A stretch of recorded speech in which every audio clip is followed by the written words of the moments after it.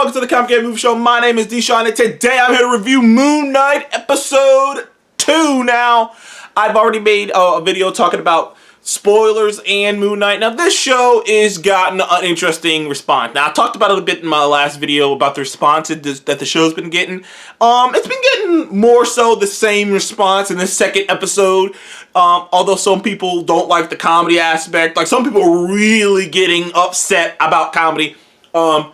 If I had a nickel for as many times as people have complained about humor, not that it isn't funny, about the humor just being in an MCU project, I would be a millionaire. That's like it's just crazy. Like, there's still this misconception that you have to be super duper serious just to be taken serious. Like, because there's this like weird, because I don't know if people know, if you pick up a Moon Knight comic book, they're not just all outright serious. There is a lot of humor in the Moon Knight comic books. No matter which era we were talking about a Moon Knight, there are inherent humor to him. There's this weird humor to the character that you've seen in many comic book panels. I mean, we have to go back to the legendary and greatly memed, his Moon Knight's legendary and great memed beef with Dracula, and all those weird panels of him looking for Dracula and saying, "Well, fuck you up, Dracula, you dork." Like all these weird comic book panels that are so hilarious.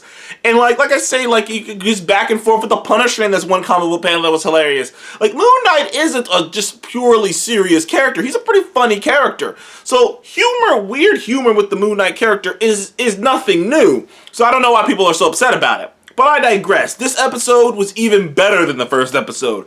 It picked up momentum. It did exactly what I thought it was going to do, because there was a lot of people complaining that he didn't get a lot of information. There are still some people complaining that we haven't gotten a lot of information because it's 6 episodes. And because it's 6 episodes, people like feel like, oh, we should like basically people feel like they should have every answer right here, right now.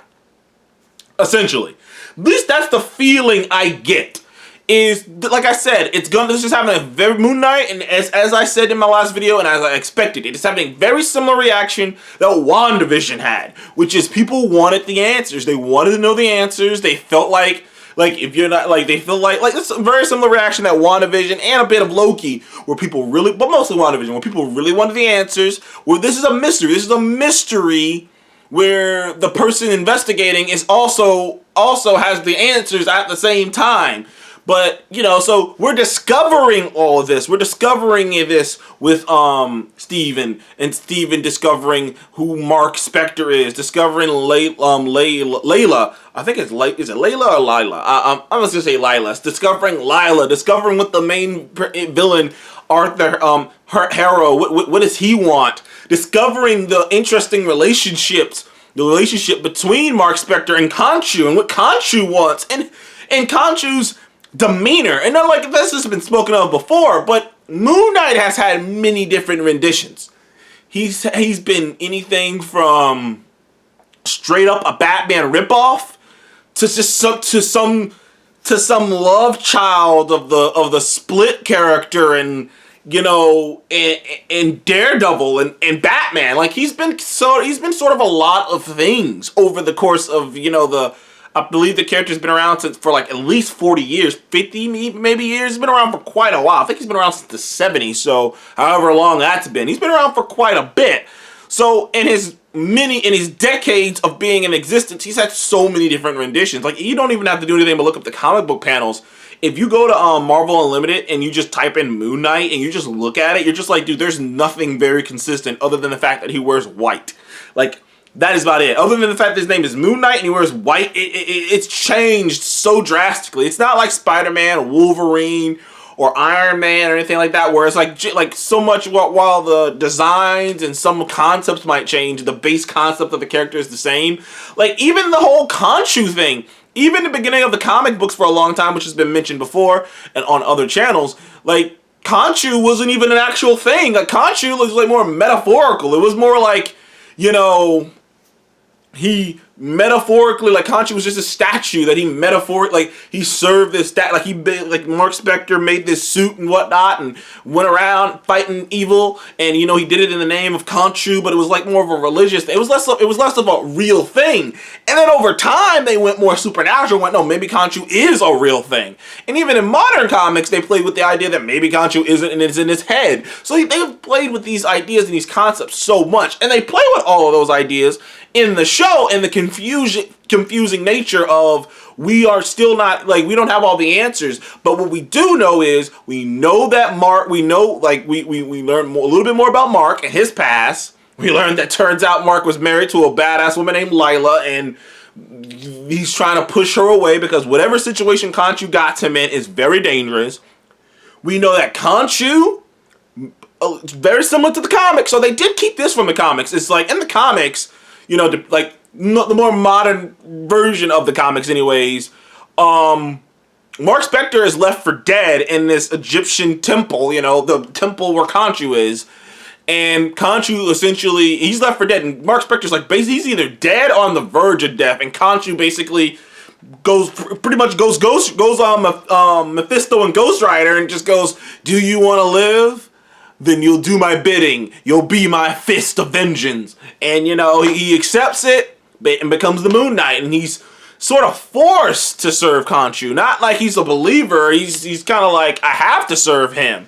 And this version, they go a different direction. I don't want to spoil it here because it did just come out yesterday. I don't want to spoil anything. But they do go in a different direction. There are a couple surprising things in this episode. Particularly the motivation and the connection that the main villain has to Khonshu and to the gods themselves, and particularly interesting concepts of philosophies. When you actually hear the villain and why he wants to do what he wants to do, you actually understand why he wants to do it. So this is also instantaneously makes him a more sympathetic, a more interesting villain. Also, some awesome Moon Knight action. We got to see Mr. Knight and Moon Knight, and what they did with Mr. Knight was not what I was expecting at all, but it is fascinating, and I am very interested to see where they go with this, because if the concept is like minor spoilers, which is not really much of a spoiler because most people don't know this, but in the comics, Mr. Knight is an entirely different personality. You know, like Mr. Knight's a whole different personality. There's multiple personalities in his head, but Mr. Knight is like, he's another thing entirely. You know, it's like, you know, it's like, you know, Mark and Steve and Lockley and Mr. Knight, and, you know, Mr. Knight's like something different. But the way they're playing it up here is that Mr. Knight is still Steven. Like, is that the suits aren't, like, Moon Knight and Mr. Knight aren't alternate personalities.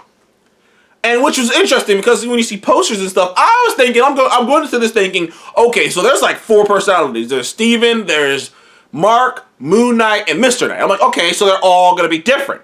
And Moon Knight's probably silent and doesn't really talk and whatnot. And maybe Mr. Knight's more dapper and, you know, he has like a different kind of British accent. But no, what they're going with is technically, well, other than Khonshu, there are 2. There are 3 or 2, but maybe there is more. You know, I could be totally wrong. But the vibe I was getting from it is that when he turns into Moon Knight, it's just Mark taking over. Mark is in control in the suit. Like, it's just Mark tapping into the power. So Moon Knight isn't a separate personality. Moon Knight is just Mark using the power of Khonshu. So, and Mr. Knight is Steven using the power of Khonshu. And since they are 2 totally different persons, they manifest totally different suits to fight in. While Mark manifests the traditional, you know, cool white cape Moon Knight suit, Steven, you know, not having the same, you know, connection to it and persona and all this other things, and, you know, he manifests this white suit.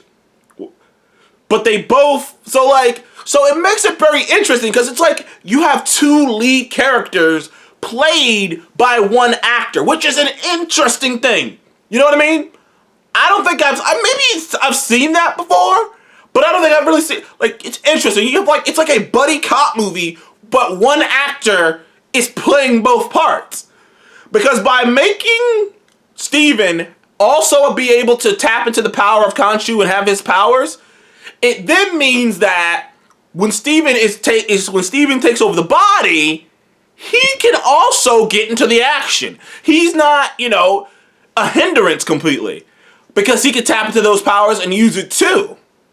And you will be able to distinguish who is in control of the body by the different outfits. I didn't see that coming. And that's a fascinating choice. Like I'm like kind of salivating that's a fascinating choice in order to distinguish those two characters. In order to be like, this is like, cause they do that all the time and stuff, where they want to just where two characters or they're supposed to be twins or whatnot, and they want to make sure, and one twin wants to make sure they look a bit different, so they change their hair or something. And this is an interesting concept of doing that. So that way, we know when Steven or Marc has control of the body, and they can both tap into the power. And I thought that was a fascinating, different approach to take to it. I didn't see that coming at all. I really didn't. I didn't see that coming at all. I didn't see that coming. Also, Khonshu is like on one, dude. Khonshu is fucking an asshole. But if you've read the comics, especially some of the more modern ones, you know Khonshu's an asshole. Khonshu's an overbearing dick. And he's just like, and apparently he's threatening Marc with something. I'm not gonna spoil that part, but he's threatening Marc with something. There's more to why Marc is working with him. And there's a complexity there to the villain. The actual villain and the hero both have complexity to them, because none of them are actually complete. The only person who's innocent is Steven, and he's attached to someone who isn't. Can you imagine that? It's like, well, it's not really me, but it is this other guy, but But I digress. I love this episode of Moon Knight. It gets a 9 out of 10 from me. I had a great time with it. I think it's even better than the first episode. You get more in it. You get more Khonshu. You get more horror-like sequences, including his hilarious freeze frame sequence. And you just really... they're really really starting to hammer over the fact that these are two totally different people inhabiting the same body. And they're really getting that over. Not only are they two people inhabiting the same body, they're two people who have inherited. They're two people inhabiting the same body who both have access to the same power source.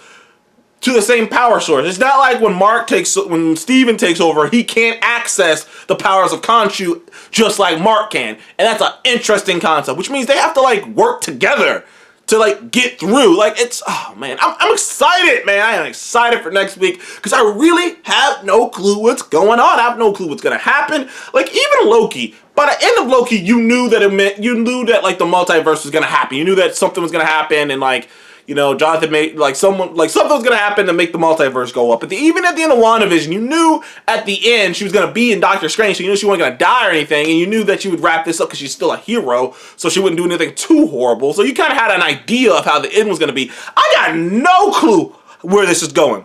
It's so disconnected from the MCU, outside of, like I said, that propaganda from Falcon and the Winter Soldier, from that weird that peacekeeping organization. There was a little tag in the background for them, but that's about it. That is about it. But anyways, I loved the episode. Had a great time with it. Thank you guys for joining the Comic Game Movie Show. Please like, subscribe, and comment below. What did you think of Moon Knight episode 2? Did you love it as much as I did? Did you have some issues with it? How do you feel about the humor? Was the humor too much for you? But comment below and let me know. Anyway, thank you guys again. I'll see you in the next one.